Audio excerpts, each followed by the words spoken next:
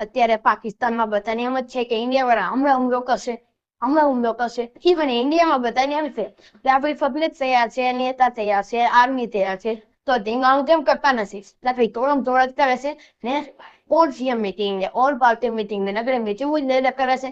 પણ એનું એક કારણ છે કે મોદીજીએ જેવું એનાઉન્સ કર્યું કે आतंकवाद की बची खुची जमीन को भी मिट्टी में मिला देंगे અને ઘરે ગયા ને તરત એમને વર્લ્ડ બેંક વાળાનો ફોન આવ્યો કે તમે પાકિસ્તાનના મોર બોલાવવાની વાત કરો છો.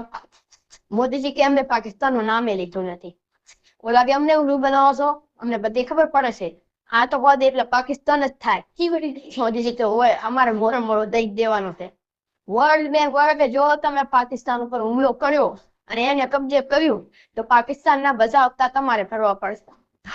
મોદીજી કે એમ તો કે ઓય ઓલા એને તો કે લોન લે કરી છે 2000 હપ્તા તો બાઉન્સ થયા છે તેની પેનલ્ટી ચડી છે.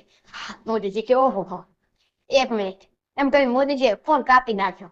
હવે મોદીજી તો ગુજરાતીમાં એટલે નફા નુકસાનનો હિસાબ કર્યા વગર કોઈ કામ કરે નહીં.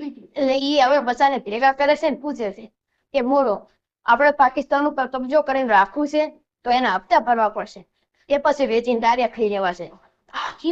એટલે હવે બધા નફા નુકસાનનો હિસાબ થાય કારણ કે 3 ઓપ્શન છે.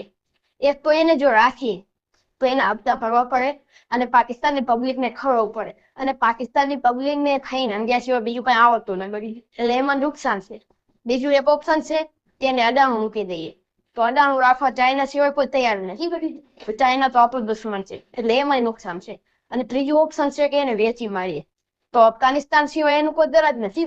કેમ કે આ પાકિસ્તાન બોમ્બ જ છોડતા અફઘાનિસ્તાન વાળા જે બોમ્બ ફોડવામાં તમે એના બાપ આવવા દો પણ એ રીતે ખાવા તેમ નથી દારિયાન પાવે જાય. એટલે હવે આમાં 3માં તકલીફ તો છે પણ હવે બધાને ભેગા કરી અને ડિસ્કશન કરે છે. જીની વાળો નીકળે પછી પાકિસ્તાનના મોર બોલાવી દેવાના છે. મોર બોલે